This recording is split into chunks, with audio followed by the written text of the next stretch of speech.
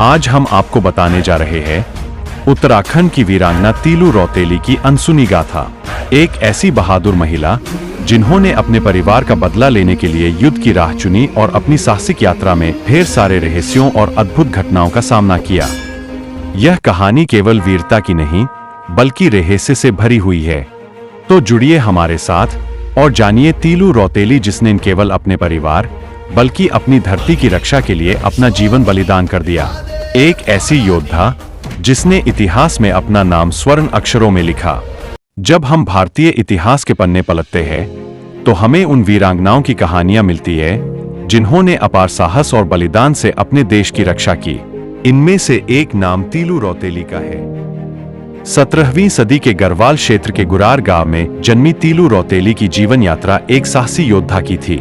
ये वीरांगना वही थी जिसने मातृभूमि के लिए न केवल लड़ा बल्कि अपने परिवार और अपने सम्मान की रक्षा के लिए संघर्ष किया। जब तीलू की उम्र 15 साल थी तब उसका विवाह ईदा गांव के भूपा नेगी के पुत्र से तय हुआ था।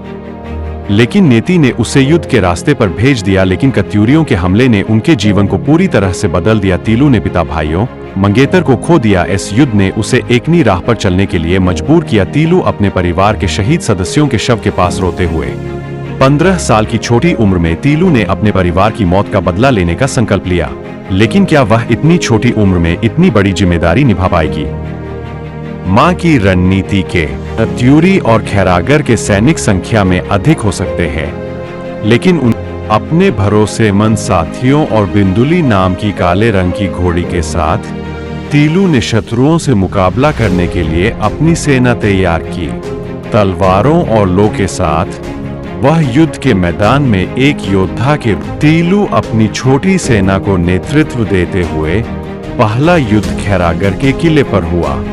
दुश्मनों की भारी संख्या के बावजूद तीलू ने अपनी वीरता से किले को मुक्त कराया। खैरागर पर विजय के बाद तीलू ने केवल कत्यूरियों से किला मुक्त कराया और वह गढ़वाल की धरती पर स्वतंत्रता के प्रतीक के रूप में उभर कर सामने आए।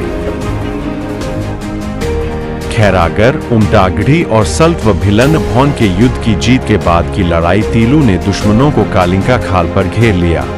यह लड़ाई निर्णायक थी। तीलू की विकराल रूप और तलवार के हर वार ने दुश्मनों को पीछे हटने पर मजबूर कर दिया।